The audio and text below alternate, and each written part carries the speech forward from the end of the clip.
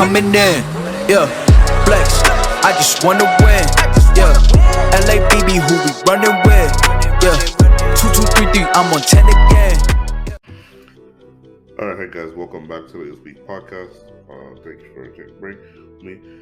So now I'm back at it again with the next topic, and the main topic is going to be centered around James Harden and his frustration with the Brooklyn Nets and everything that's going on this season. And to be honest, I don't blame him, so let's get into it. So now there's been rumors circulating about that James Harden is going to be leaving at the end of the season with the Brooklyn Nets, and now rumors are starting about saying that should the Brooklyn Nets trade him. Now, that's a tough decision to make. If I'm the Brooklyn Nets front office, I won't trade. I wouldn't trade Brooklyn Nets. I wouldn't trade James Harden. I'll try to ride out the season. I'll try to see what's going on with Kevin Durant and Kyrie Irving. I understand, Kyrie Irving foolishness going on with not taking the vaccine and playing part-time is quite troublesome and annoying, and I can understand his frustration. Now, Kevin Durant is currently injured with a knee injury, and his timetable is unknown. We don't know when he's going to come back. Hopefully he comes back with a speedy recovery, and they can move forward by trying to be just staying afloat, being a top 4 seed in the Eastern Conference. But it's not looking too good right now as regards to how the season is progressing forward. So we all know that the trade deadline is in February, and the Brooklyn Nets have some decisions to make. Would they want to trade James Harden for whoever's out there in free agency? But what I want to ask the Brooklyn Nets front office is, if you do trade James Harden, what are you going to get back from him? You're not going to, whatever you're trading a superstar, you never get adequate results for your trade. Like you're not going to get an equal exchange. Normally, you're getting parts. You're not getting a good part or equal part. The only most trades I've seen is whoever got the superstar won the trade. That's how I see it. But there are certain instances where there's teams who traded players for equal value, like John Wall for Russell Westbrook. To me, that was an equal trade. Player-wise, contract-wise, that was an equal trade. It benefited both teams and how it went down. But with this particular trade going on right now, I just don't see how the Brooklyn Nets could trade James Harden right in the thick of the season, especially how everything's going on. And granted, I understand he's frustrated. He doesn't like his role. He's not. He don't like New York, Brooklyn, New York, staying there. The team chemistry is not gelling well because of the consistent injuries and roster movement. I could tell the front office coaching is a disaster. Steve Nash doesn't know what he's doing. I try to give him the benefit of the doubt, but he just doesn't know what he's doing at all. I don't see what's like change up is for them. It's like it's KD or bust. I understand you have two great superstars on your team with James Harden and Kevin Durant, but you need to have some defensive scheme plans or some type of roster shakeup where it could help the team be better and be more formidable. Because even when they did have the number 1 seed in the conference, we still didn't feel like, yeah, this is the best team that could possibly win it all. I never felt that they could win with that particular team. And now with the whole Kyrie Irving situation, what's next? Because even though Kyrie is playing part-time basketball right now, he's playing because out of desperation, not a necessity. He's not playing because we want him on the court. The Brooklyn Nets got desperate and they needed him on the court to stay afloat and be title contenders. So what's next? Because after next season, if James Harden do left, that's gonna be a huge blow for them, because now they're gonna be lacking heavily in offense, and they're already lacking in defense. So they're gonna have two all stars on the team with Kyrie Irving and Kevin Durant, which is still good enough to contend. But when James Harden was on the team, he was supposed to propel them over the hump to beat title contenders and win the championship. At least win one championship, and it hasn't looked that far. Same thing with the Los Angeles Clippers. So that's disappointing to see as regards to that. I don't see where James Harden could go after free agency. He could go back to Houston. I don't think he's gonna do that. I think he wants to play for a contending team where he could possibly win. But any team that he does go to, I'm gonna be surprised because I thought him and the Brooklyn Nets was gonna try to do this and actually win a title. I understand how he got to Brooklyn was kind of shunned upon from the media because of his actions and how he tried to request a trade. But still, nonetheless, he got to Brooklyn and they were close to almost going to the NFC East Championship game. If that team was healthy, they would have beat the Bucks at 5. That's just my opinion.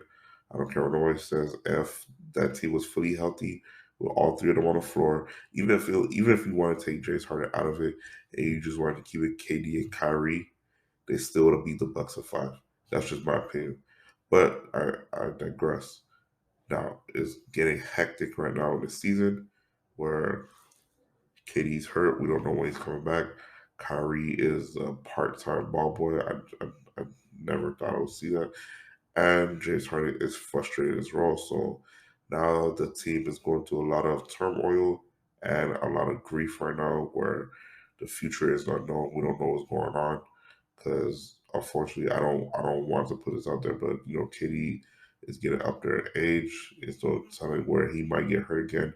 I wish he doesn't get hurt, but it's just as you get older, the injury starts to pile up. And the same thing with Kyrie Irving. He had an injury history as well. So, I mean, it's great that he's playing. The great part about him playing part time is it lessens the chance of him getting injured, and he also could heal faster from any nagging injuries that he might possibly have or any soreness that he might be dealing with. But still, nobody wants to paying you millions of dollars to be a part time player. So that's just my thoughts and opinions on that as regards to that situation. There's an ugly situation overall, and I think the Brooklyn Nets front office are just scrambling around, seeing what they could do to try to fix this situation and possibly come out this winning a title. But it's gonna be tough. The Eastern Conference is not a gimme no more. There's a lot of tough competition with the Bucks, the Miami Heat, the Sixers, etc. So it's gonna be a tough outing moving forward. The next topic I wanted to talk about is, of course, my favorite topic, is the MVP NBA MVP race. So far with Kevin Durant being hurt, Steph Curry going to a slump, it left the MVP race wide open. So right now the front runner at this moment is Nikola Jokic, the Joker, and he's averaging 25 points, 13 rebounds, and 7 assists, which are great numbers. Now, people want to talk about his record wise, and I perfectly understand that. But you gotta understand his team is not fully healthy. He's missing MJG and he's missing Murray, so that heavily impedes him in terms of winning. I'm pretty sure if he had a full healthy roster, they would have been in a higher seed. So then we have number 2, we have Giannis Antetokounmpo. Right now, Giannis Antetokounmpo is having a quiet season. I think we're just so used to him dropping 28, 11, and 6 as regards to that we don't like. We just expect that from him, so it's nothing new for him. I think that's why he's not getting ballyhooed about in terms of the MVP conversation. But if he continue to drop these numbers and get right, raise his team to a higher record wise, then he could jump into that MVP race and probably lead the charge on that. Number 3, we have Joel Embiid with the Philadelphia 76ers, and he's been dropping great numbers too. He's dropping 28, 10, and 4, which is great for him. I'm happy for him and the Philadelphia 76ers playing great the way that they are, especially with Ben Simmons out being a diva that he is. and I'm surprised that they're like playing good. MVP, he's possibly in striking distance to win MVP. I think that Giannis and Nikola Jokic are having just a little bit better season than he is. So I can understand why he's being number three in the race. But if he continue playing great like this and don't get hurt, he could possibly win the MVP. I could see him win the MVP. So right now, Kevin Durant is number four. He dropped all the way down. He was number one in the MVP race. I had him winning the MVP if he continued to play the way that he did. He was averaging 29, 7, and 5, and they had the number one seed in the Eastern Conference. But unfortunately, he got hurt with a knee injury, and that sidelined him for however long. So I don't see him winning the MVP anymore, depending on how long this injury is going to last. But he dropped down to number four. And number five, we have Chris Paul with averaging numbers of 14, 4 rebounds, and 10 assists. Uh, those are decent numbers for a guy in his advanced age, but I don't see those as MVP numbers. I do see that the I do see the Phoenix Suns in a great position because of him, but I don't see him winning the MVP. And those are I wanted to talk about the top five, but I have to mention the six because Steph Curry just like fell off the map. I don't know what's going on with him. He's been going through a huge shooting slump, and we don't know what's going on. He can get his act together and start playing better. Otherwise, they're gonna lose their sole grip on the Western Conference in terms of seeding wise, and it's not gonna be good for them moving forward. All right, and the next topic I wanted to talk about was Anthony Davis. So recently, he returned to the Los Angeles Lakers against the KD-less, Kyrie-less Brooklyn Nets. They was able to win that game by 10 points, which is a shame. I feel like if you were playing, if you have LeBron James, Russell Westbrook, Anthony Davis on the floor, and you're going against the Brooklyn Nets, and they don't have KD and Kyrie, and it's just James Harden, you should be able to beat that team by 20 points. That's just my personal opinion. I don't care what's going on with everything else. You have that much talent on the floor. You should be able to do something at least. If they were playing a full, healthy Brooklyn Nets team and they beat them by 10, then I'd have been like, okay, that was an impressive win by them. But I'm not impressed by this win at all. I still need to see more. We don't know what's going on with Anthony Davis. They did say he had knee soreness, so he didn't play that long. He only had 8 points. He had, I think, 4 blocks, which was good because the Lakers they need a defensive anchor to help carry them because of the poor defensive play overall. But I don't see Anthony Davis being healthy moving forward. I don't know what's going on with the Lakers, what they're gonna do before the trade deadline. But if they continue with this roster after the trade deadline, then they're gonna be in the playing tournament at worst.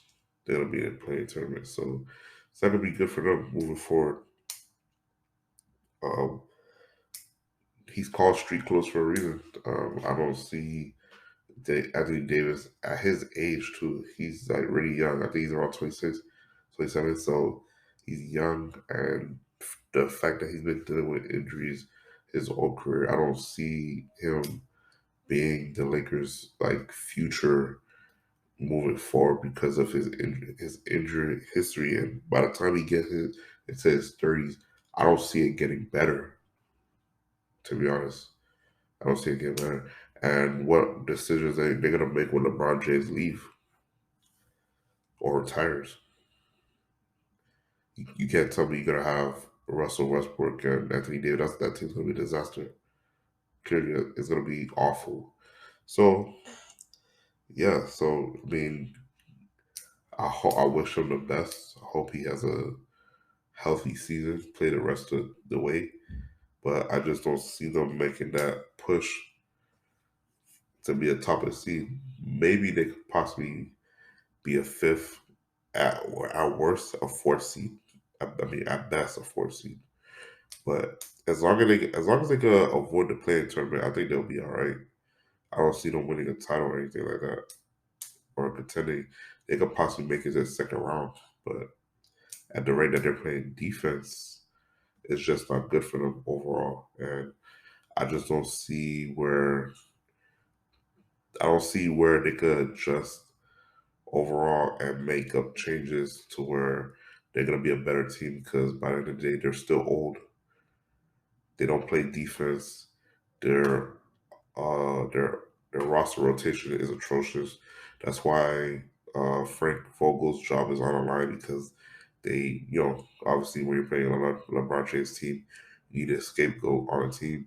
And so far, there's two right now. It's Frank Vogel or Russell Westbrook. So whoever's playing poor is going to get majority of the blame.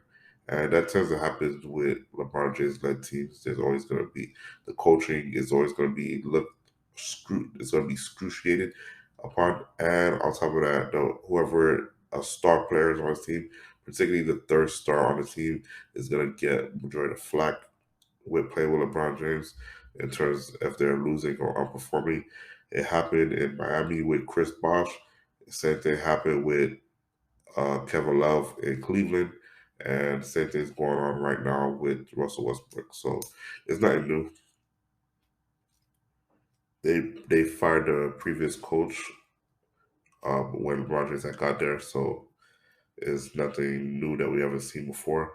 I just wish people would call it out more in terms of how they see it, because whenever LeBron James orchestrates these super teams, they win, he gets all the credit. They joke around, say he's the GM, etc. But then when they lose, they're struggling, everything's not going good. Out of nowhere, LeBron James is just an NBA player. He doesn't have a say in the roster moves, etc. And I think that's BS. And he needs to be called out on it, and he needs to be held responsible for this roster that he constructed. I don't care about anything else after that, because when it comes to the front office, he has a seat in the front office, and they go by him in terms of what roster moves he wants to make. And he has that right to have a say. He's the best player on the team. He's one of the best players in the league, and he should have a say. But once he does have a say and things doesn't work out, he needs to be held responsible and liable for the decision that's made and be called out for it. So that's just what I think about as regards to that. So, all right. Thanks for watching. Those are my take on what's regard in the NBA right now in terms of James Harden, the MVP race, and Anthony Davis coming back. So we're gonna take a break and we'll be right back.